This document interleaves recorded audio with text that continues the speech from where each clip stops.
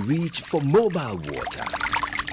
Mobile water, unique in every way.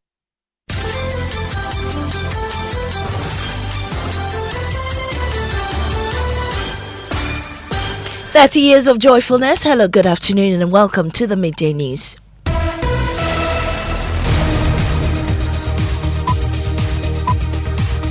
The Midday News is live on Joy 99.7 FM and hits 103.9 FM here in Accra. We also on Love 99.5 in Kumasi, myjoyonline.com, live in all 16 regions of Ghana via our various affiliates. It's also live on X Spaces and Facebook. The Midday News is supported by Petrosol Platinum Energy, energizing dreams. And coming up, President Mahame's administration kickstarts its flagship and much-touted 24-hour economy policy, unveiling a series of sub-programs aimed at transforming Ghana's economic structure and reducing over-dependence on exports. The 24-hour plus agenda comprises synergistic sub-programs that are tailored to key value chains. You must have heard the ministers mentioning them. These include Grow 24. Now, Grow 24 is about boosting agricultural productivity, agro-processing, and food security. We'll delve into that policy. Also coming up, Health Ministry insists reported cases of COVID-19 at the University of Ghana remains confined to the campus despite claims by virologists that infections are being recorded across the country. The recent COVID-19 cases are localized at the University of Ghana community only. Should there be any cases outside the university campus, our surveillance system remains active and ready to detect and respond effectively. Meanwhile, experts are urging mask wearing and social distancing in crowded spaces such as churches and mosques, with 300 suspected COVID-19 cases reported so far. Also coming up in today's episode of Climate Focus, scientists are pushing intercropping as a lifeline as erratic weather and shrinking rainfall take a toll on farmers. One of the gases which is causing climate change is carbon. This is able to tap carbon from the atmosphere into its tissues. So it's able to lock it, and that is good for climate change mitigation. In sports, retired referee Roger Bano takes over as acting president of the Ghana Boxing Authority. I will tell you the story of a 10-year-old boy who studies in traffic while his mother hawks sachet water, all to become a soldier and change her life. 4 + 1 is 5. And I have seen Jesus. What do you want to become? Soldier. A soldier. Yeah, charter in a crime. And then besides when I'm Also coming up, we head to the Bono and Western regions where schools like Intempo Senior High School and the Kumfia Mayel Senior High Technical School are battling for a spot in the National Science and Maths Quiz Championship. They should wait for us. It's just a short message. As our motto says, our suffering will never be in vain. And we are on the way coming. It doesn't matter where we are coming from. It's just the matter of focus. These and more with me, Maame, Nyamekye, Thompson. This is Joy News, independent, fearless, and credible. Please stay.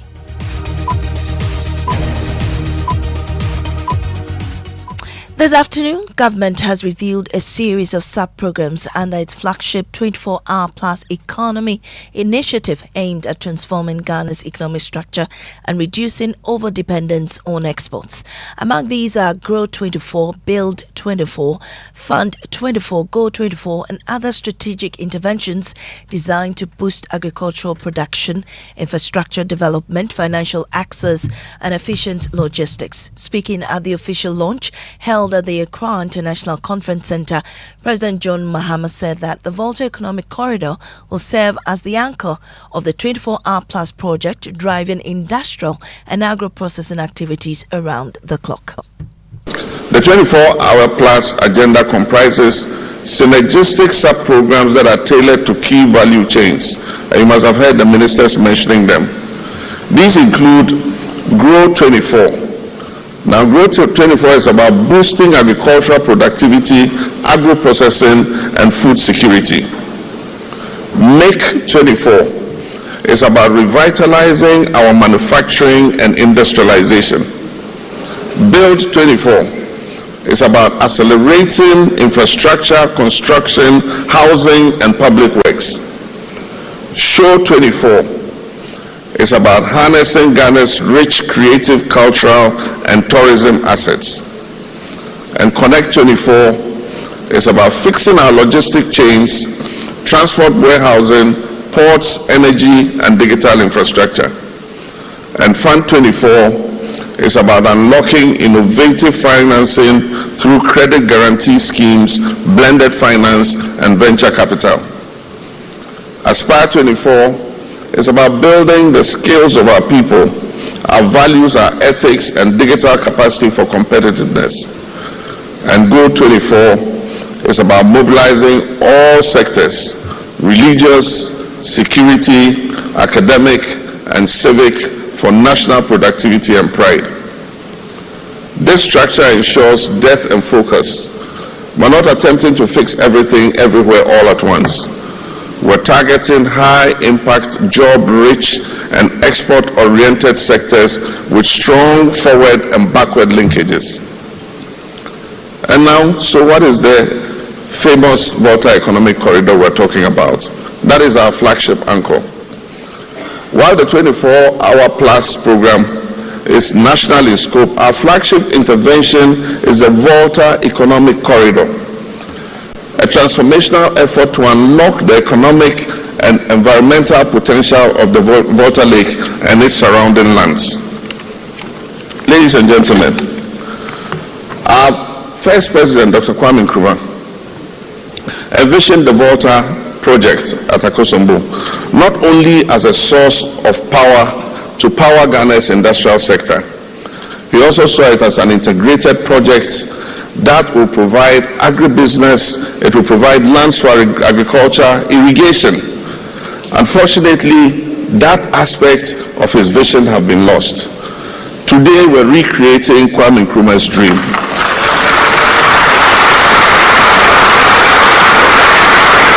President John Dramani Mahama there. Well, let's head to the AICC, speak to Presidential Affairs Correspondent Maxwell Agbawa with more details. Maxwell, the President says the 24-hour plus policy is not only about extending productivity. Tell us more. Yes, he says it's not only about extending productivity, like you rightly mentioned, but doing everything possible to improve upon Ghana's economy. The President says the private sector is expected to take the lead in implementing the 24-hour plus economy program, with government playing a facilitating, not dominating role. Now, President Mahama explained that the program secretariat will gradually evolve into an autonomous 24-hour authority reporting directly to the sitting president and by extension, successive presidents. The finance and implementation institutional frameworks for 24-hour plus. The private sector will lead the 24-hour plus program. Government will facilitate and not dominate.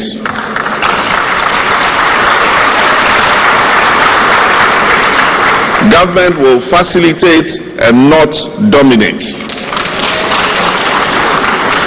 Any government funding in 24-hour plus will be catalytic, serving as seed funding for the 24-hour plus authority and supporting bulk infrastructure.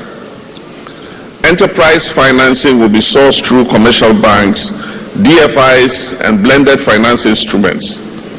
Fund 24 will address access to capital, collateral constraints, and the short-term nature of most of our banking finance.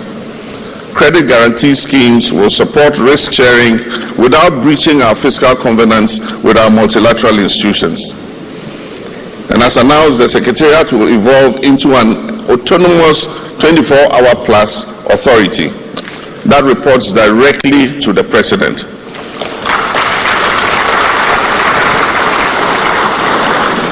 This policy is made for Ghana in the future. And so when I say report directly to the President, I don't mean only this President. It will report to the next President and the next President and the next President.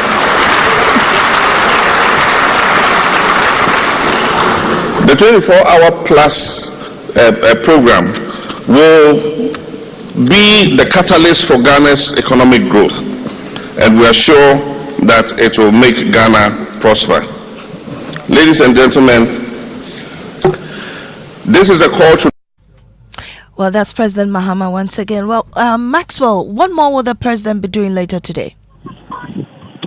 Well, later today, the Prime Minister of India, His Excellency Narendra Modi, is expected in Ghana in some hours. There will be a bilateral meeting between President Mahama and the Prime Minister at the presidency. The two leaders are expected to engage in discussions aimed at deepening our cooperation across various areas, including trade, education, healthcare, energy, and more. There will also be the signing of quite a number of bilateral agreements to consolidate our cooperation frameworks. And then later, President Mahama will also host a state dinner in honor of President Modi and his delegation. But he's expected to touch down in Ghana in some hours. Right. Thank you very much. Maxwell Akbaba is Presidential Affairs Correspondent. But what really is the 24-hour economy? Johnny's research team has been digging deep into this, and lead data and research analyst Isaac Kofi joins me with details. Kofi, what are we learning? Well, Maame, so the first thing we need to note is that the nomenclature has actually changed. It's now 24-hour economy, an accelerated export development program, and we understand that this will actually boost productivity 24 hours, create decent job, enhance industrialization, which the president spoke about, promote export, and drive self-reliant and inclusive growth. And now we also understand that under this 24-hour economy, there will be some, incentives, and these are the proposed incentives. There are tax reliefs and incentives, and it's also a strategic value chain development fund that will partly finance by levies on imported, finished products that Ghana will actually export and also produce locally. And so what we understand is that in terms of the incentive side, it will really focus on taxation. But another important thing is that according to the Secretariat, this will cost about $4 billion, US dollars to implement the 24-hour economy. But the president says that this will be driven by the private sector. Thank you so much, Kofi. Well, Ghanaians, are we ready for this? Stephen Mensah has been speaking to a cross-section of them to gauge their views.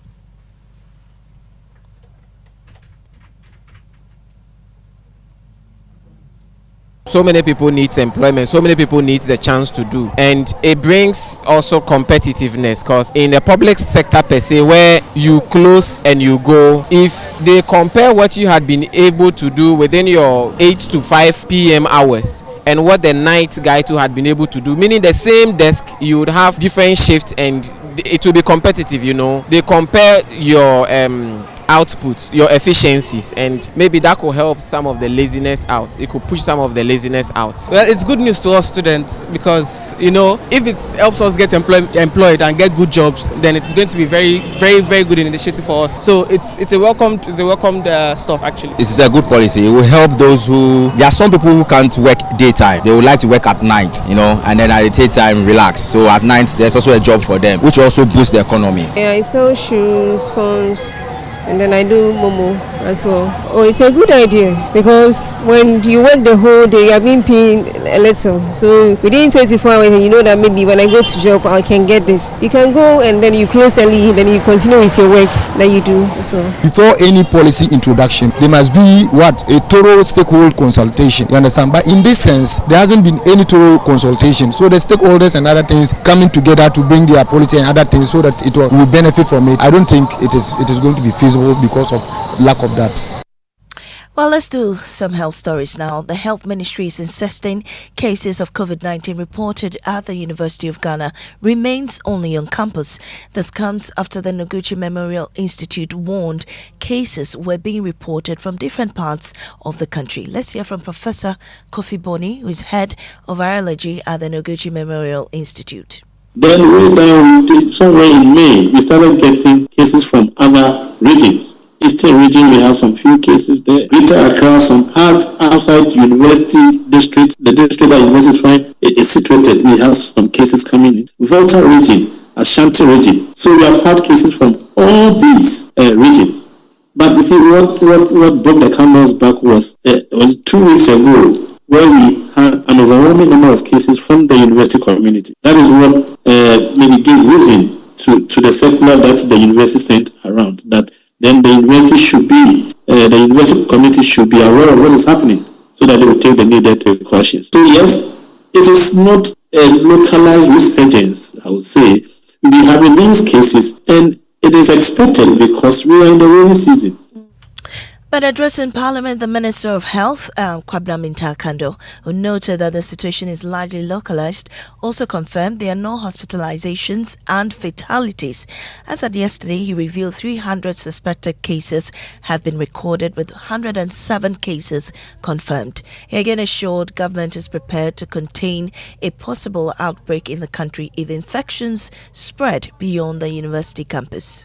The recent COVID-19 cases are localized at the University of Ghana community only. I'm proud to inform this House that the cases were detected through Ghana's influenza surveillance system and confirmed by the Nyamekye Memorial Institute for Medical Research. This national network of Sentinel sites operates across all 16 regions. While many countries have scaled down or even stopped routine COVID-19 testing, Ghana has continued to integrate COVID-19 monitoring into its broader surveillance of respiratory viruses. This foresight and commitment to preparedness allowed us to detect the current outbreak easily and respond swiftly. It is a clear demonstration of Ghana's leadership in maintaining vigilance even after the end of the global emergency phase. This should reassure all Ghanaians that should there be any cases outside the university campus, our surveillance system remains active and ready to detect and respond effectively. Mr. Speaker, as at now, 316 suspected cases, 107 of those cases have been confirmed as COVID-19. Fortunately, Mr. Speaker, there are no hospitalizations and, more importantly, no deaths. Meanwhile, a clinical microbiologist and senior lecturer at the Department of Medical Diagnostics, KNUST, Dr. Michael Owusu, has called on churches and other institutions to reintroduce mask wearing and social distancing protocols. There are students who are sickless in our SHS boarding houses, in churches, at the offices, at the bank. There are elderly people who may have chronic underlying illness. You know, COVID, we lost some of these people, very painful. We haven't forgotten about this. Some of them very close friends who just disappeared because they had some chronic ailments. Some of them, and you take these actions to protect this minority. Because the more you allow the transmission to go on, they'll be trapped. It's a whole population thing. And once they are trapped, they'll become affected. But you are free. You cough, sneeze, take your coffee and take some pepper and you are fine. 3 days, you are back to work. But those people may go, it may take them to the hospital and they will be hospitalized. So we need to take these actions for some of these people. Although we are saying it's a mild disease, but I can tell you, if they get influenza or COVID, for those people, it's an infectious agent. It's a virus that exists. And some of us talking to you, we test these viruses, we handle them, we know, we understand. They have become a part of us. So you cannot sit back and say that it doesn't exist. It has killed people. We have seen about 1,400 and something have died. You must know it exists and protect yourself. Don't wait and become exposed or even infect somebody elsewhere and cause them to die. Not just those who don't believe it doesn't exist. Well, away from that, the Ghana Water Company has announced the shutdown of the Wager treatment plant to allow for emergency repair works on major pipelines supplying water to western parts of Accra. In a statement, the company said the repairs will result in water supply interruptions in several communities. Joint News Editor Fred Smith joins me in the studio with details. Fred, which areas will be affected? Well, Maame, the water supply interruption will be from 10 a.m. till 5 p.m. today, 2nd of July 2025, and the affected areas include Kolibu, Dansoman, Mamprobi, parts of Wager, Bawi, Malam, Anya, Kwashiman, Ablekuma, Dakuman, Kaneshin, Tesano, Odoko, Sotium, La Paz, parts of Achimota, North Industrial Area and adjoining communities. And it says that the Ghana water engineers are on site working hard to ensure that the work is completed and on schedule. Thank you so much, Fred Smith. Joy News Editor, you're still listening to the Midday News here on Joy 99.7 FM. We'll take a break, return with sports, and we'll tell you the story of a 10-year-old boy who studies in traffic while his mother hawks sachet water, all to become a soldier and change her life. 4 + 1 is 5. And I have seen Jesus. What do you want to become? Soldier. A soldier. Yeah, chatting the crime. And then resize when I'm And we'll head to the Bono and Western regions where schools like Intermpo Senior High School and Ekonfia Mayal Senior High Technical School are battling for a spot in the National Science and Maths Quiz National Championship. They should wait for us. It's just a short message. As our motto says, our suffering will never be in vain. And we are on the way coming. It doesn't matter where we are coming from. It's just the matter of focus.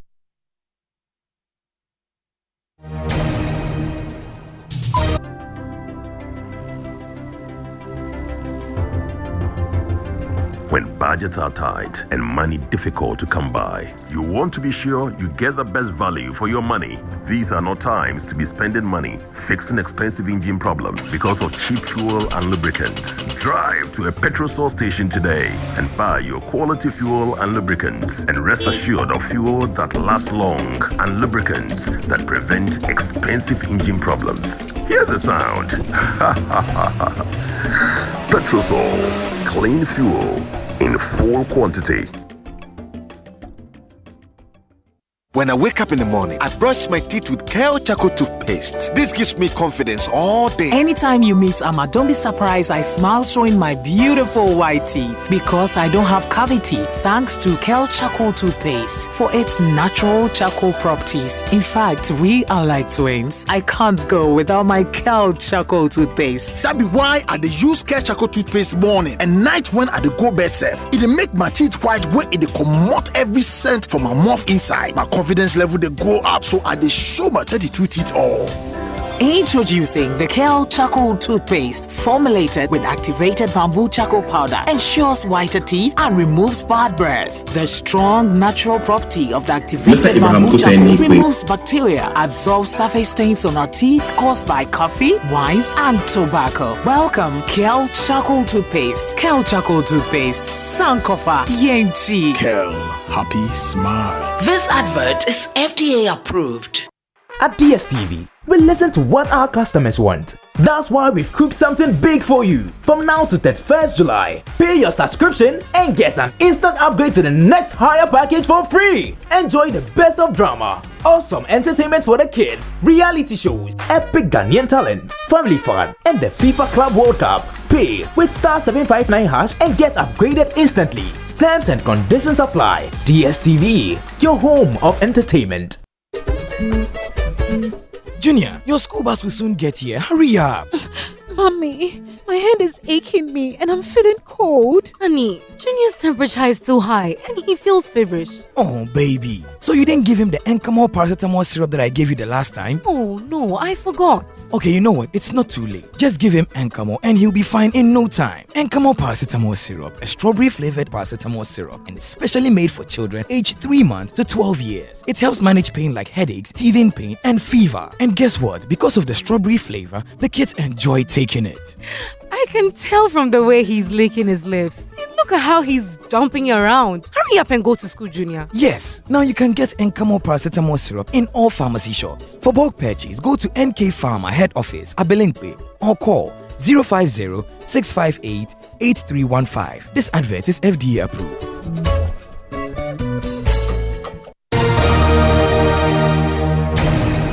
Welcome back to the Midday News. We have sports with Mubarak. Maame, so the second vice president of the Ghana Boxing Authority, Roger Bano, has assumed the role of acting president. He takes over following the resignation of Abraham Kote-Nikwe, who stepped down citing personal reasons. Now, boxing expert Nathaniel Atto has more. Mr. Abraham Kote-Nikwe, after his resignation, has to hand over to the first vice president. In the instance where there is no first vice president in place, he will hand over to the second vice president. So in this particular case, the first vice president then, Mr. Rabon Dodu, resigned 2 years ago. So there's a void in that space as well. And so that's the reason why the mantle has fallen on Mr. Roger Bano, the seasoned and respected ring official, the referee judge, who will now run the association. Now, his immediate mandate is to ensure that he collaborates with all agencies, including the Sports Authority and the Ministry, to ensure that an elective Congress is held as soon as possible. That's boxing expert Nathaniel Atto with that report. Back to you, Maame. Thank you very much, Mubarak. Well, there's some news reaching us from the Electoral Commission, and Joy News editor Fred Smith will give us details. Fred, what are we learning? You understand we've had some issues to do with the Ablekuma North election in 2024, and for long the EC has struggled to resolve this because the NDC and NPP have disagreed on the approach. Okay, now the Electoral Commission says they've held meetings with these two parties and they've been able to resolve the matter. They've fixed the 11th of July 2025 to rerun in 19 of the polling stations in that constituency. And it says that they've informed the two political parties and that the 19 polling stations scanned polling station results used for the collation, though approved by agents of both political parties, were not verified by the presiding officers responsible for these polling stations. And so these are the areas where the EC will rerun. Right. Thank you so much, Fred Smith, for that update. While as erratic weather and shrinking rainfall hits farmers hard, scientists are pushing for intercropping as a lifeline. Bright Kweku has more in today's episode of Climate Focus. In the last farming season, Ghana witnessed yet another unprecedented long dry spell, destroying nearly 1 million acres of land. Every year we get beautiful harvests, but this year hasn't been good. It rains heavily during June, July, but not this year. The plants have failed to grow. Farmers in Ijua, one of Ghana's food baskets, are reeling under the impact of climate change. It's expensive preparing the land. In the end, if you don't get anything, it hurts. Scientists from the Research Institute are exposing them to a climate-smart farming practice of intercropping cereals and legumes. Dr. Eric Owusu-Dankwa is an agronomist. One of the gases which is causing climate change is carbon. This is able to tap carbon from the atmosphere into its tissues. It is able to lock it and is able to reduce it, and that is good for climate change mitigation. Climate Focus is brought to you by Joy News in partnership with Youth Bridge Foundation, bridging gaps for positive youth development, and the Climate Development Knowledge Network.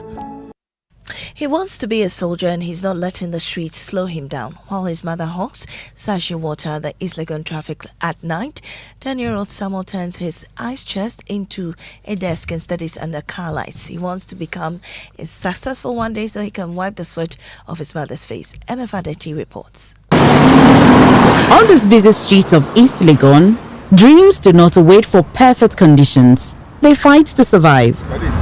Thank you. 4 + 1 5. And I have seen Jesus.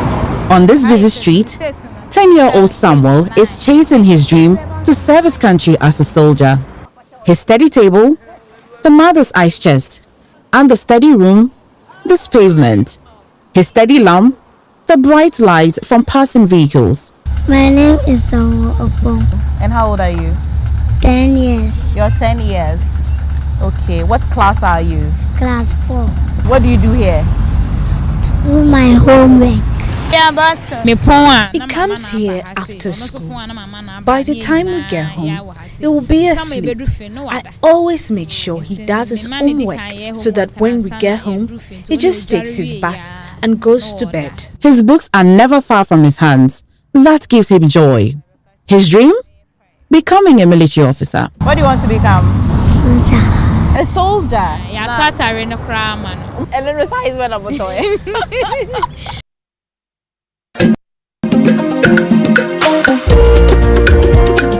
And this afternoon, 3 of Bono East top contenders, Kintempo Senior High School, Our Lady of Mount Carmel Girls Senior High School, and Ekonfia Mayal Senior High Technical School are taking their turn in separate contests, battling for a place at the National Science and Math Quiz 2025 National Championships. Here are excerpts. Oh, it was wonderful. Even though we didn't have that courage, and then when we went through the social media, people are saying Kintampo, we got a little bit scared, but with God and everything, we made it.